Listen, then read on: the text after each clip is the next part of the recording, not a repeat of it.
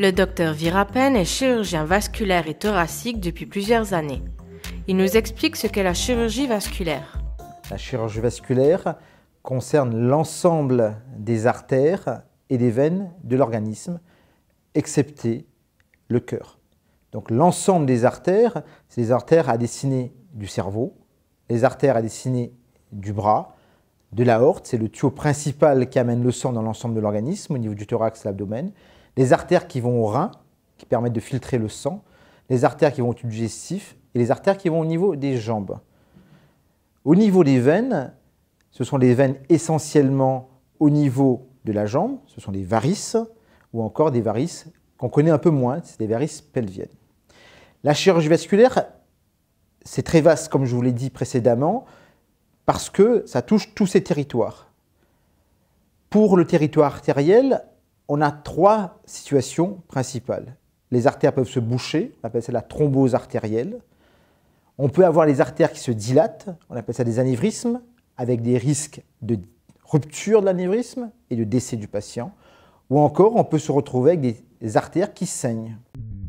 En chirurgie vasculaire, le docteur a pour but de traiter tous les problèmes artériels ou veineux avec différentes techniques bien précises et adaptées. Quand on a des dilatations des artères, c'est-à-dire qu'on a des anévrismes, on peut être soit amené à ouvrir le patient pour réparer ces artères, ou encore mettre des endoprothèses, comme on fait depuis quelque temps sur la clinique d'Arnay. Finalement, quand les artères saignent, on est amené à les boucher intentionnellement, avec du matériel approprié, en passant par l'intérieur des vaisseaux. On ne va pas ouvrir, on va emboliser ces patients. Un exemple assez simple, c'est les patientes qui ont des fibromes utérins, qui saignent pendant leurs règles, saignent de manière abondante. Au lieu d'avoir une hystérectomie où on enlève tout l'utérus, on est amené à aller boucher ces petites artères de telle sorte que la patiente garde son utérus. En ce qui concerne les patients à risque, on retrouve comme toujours les personnes ayant du diabète, les fumeurs et ceux ayant une mauvaise hygiène de vie. L'épidémie principale à Maurice, c'est l'épidémie du diabète. On a des taux de diabète qui sont parmi les plus importants au monde. Donc c'est la première cause. Il y a également le tabac qui est souvent négligé. Donc les patients qui fument vont boucher leurs artères. Après, il y a des problèmes de cholestérol, des problèmes d'hypertension. Il y a le problème également d'hérédité familiale qui joue une place prépondérante à Maurice. Quelqu'un qui a fait un infarctus à 50 ans, dans la famille, les enfants auront plus de risques d'avoir un problème de thrombose au niveau des artères du cœur comme des artères des autres territoires. Les symptômes sont multiples parce que les artères concernent l'ensemble de l'organisme.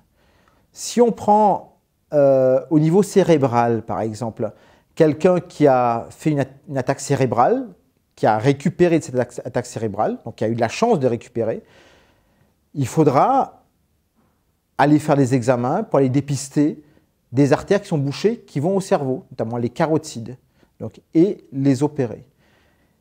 C'est pareil, au niveau des jambes, on peut avoir des problèmes d'artères bouchées. À un stade plus avancé, on peut se retrouver avec des problèmes encore plus graves, type gangrène au niveau des jambes.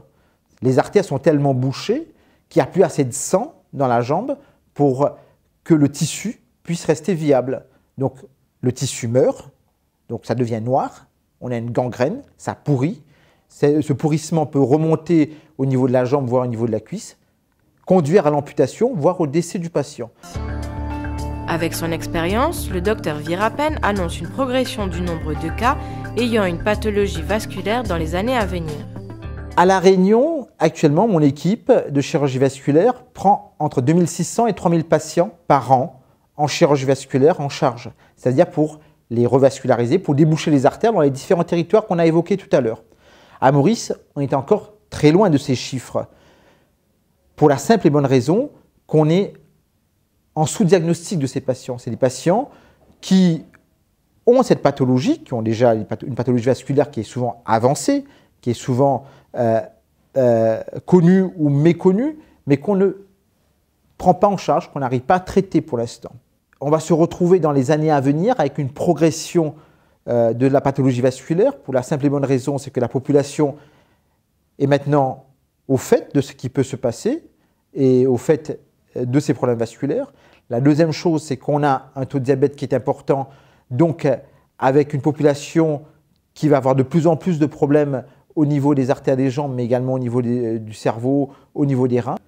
Et troisièmement, on a une population qui est vieillissante, et le vieillissement constitue un facteur de risque cardiovasculaire indépendant. Donc on va se retrouver avec, dans les années à venir avec des patients de plus en plus âgés, mais de plus en plus également malades, à traiter.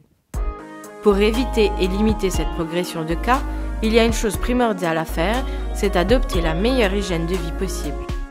On va le prendre à plusieurs niveaux. D'abord la prévention primaire, c'est-à-dire les patients qui n'ont pas encore de facteur de risque cardiovasculaire et qui commencent tout juste à en avoir. C'est des choses très simples. Tout d'abord, penser d'arrêter le tabac si quelqu'un fume, c'est des choses qui paraissent logiques. Avoir une alimentation équilibrée, plutôt riche en poissons, en fibres végétales. Privilégier l'activité sportive, l'activité physique, en adaptation avec ses capacités. Ce n'est pas la peine de demander à tout un chacun d'aller courir pendant 3 quarts d'heure. Faire de la marche pendant 1 quart d'heure, 20 minutes, tous les jours, ou 5 fois par semaine, ça paraît déjà un bon début. Et après, augmenter progressivement. Après, la prévention secondaire. On a déjà un diabète, on a déjà une hypertension, et il faut les prendre en charge, ces patients. Donc, dans ces cas de figure, outre les mesures qu'on a pu envisager lors de la prévention primaire, se dire manger un peu moins salé, avoir un diabète qui soit bien contrôlé, arrêter le tabac quand c'est nécessaire, donc prendre les médicaments qui vont avec. Et ensuite, la prévention tertiaire. On a déjà eu un signe d'alarme. On a déjà fait une attaque cérébrale, on a déjà eu une plaie au niveau du pied, on a déjà fait un petit infarctus. Dans ces cas de figure, outre les différentes mesures qu'on a déjà mises en place, il faut également un traitement agressif au niveau des médicaments qu'on peut mettre en place, mais ça, je ne pense pas que ce soit le lieu pour en parler. Il y a des médicaments qui sont adaptés à chaque pathologie. Mais il y a également à faire une surveillance des différents territoires artériels pour éviter que ça ne revienne. C'est-à-dire qu'il y a un stent qui a été mis, il faut pouvoir le surveiller, il faut pouvoir éviter que ça ne se rebouche. Pour prévenir ces troubles vasculaires, il faut aussi faire des examens de dépistage. Donc, en fonction des différents territoires, on sera amené à faire des examens de dépistage selon les territoires qui sont les plus nobles. Quelqu'un qui a des facteurs de risque, comme on a dit auparavant, les facteurs de risque, tabac, diabète, hypertension, âge et tout le reste, doit avoir, à partir par exemple de l'âge de 50 ans ou 55 ans, un échodoppler au niveau des artères qui vont au cerveau, des carotides. Quelqu'un qui a une hypertension artérielle doit avoir un échodoppler au niveau des artères qui vont au rein, qui permettent de dépister un rétrécissement sur une artère du rein qui pourrait être corrigé et faire diminuer l'hypertension. Pour les patients qui sont fumeurs, qui ont 55 ans par exemple, un homme de 55 ans qui est fumeur, ce serait bien qu'il y ait une échographie au niveau de l'aorte pour vérifier qu'il n'y ait pas de dilatation de cette aorte qui va constituer un anévrisme et qui va se rompre. Donc, c'est des moyens de dépistage. Quelqu'un qui a déjà fait un problème, par exemple, au niveau cardiaque, c'est-à-dire qui a une artère coronaire, par exemple, qui s'est bouchée, il faut bien se dire que toutes les artères répondent au même facteur de risque. C'est-à-dire ces artères qui sont bouchées au niveau coronaire peuvent être symptomatiques, mais on peut avoir d'autres artères dans le corps qui se bouchent, notamment au niveau des jambes, au niveau des carotides. Et il faut systématiquement penser à les dépister. Donc les dépister, c'est souvent par des examens qui sont non invasifs, ça veut dire qu'ils sont inoffensifs pour le patient. Donc un échodoppler des artères appropriées permet ce dépistage. Le recours à la chirurgie vasculaire se fait à un moment bien précis et défini par le docteur après examen du patient. Quand on a fait une attaque cérébrale, par exemple, et qu'on a une sténose, un rétrécissement sur une artère carotide, à 50%, il faut s'en occuper. Quand on a une sténose sur une carotide qui n'a pas encore parlé, c'est-à-dire qu'on sait que cette carotide peut, dans les années, dans les mois à venir, donner une attaque cérébrale, on sait qu'à peut-être 60%, il y a un bénéfice à opérer ces patients. Pour l'aorte, par exemple, on sait qu'il y a une dilatation de l'aorte chez cette personne.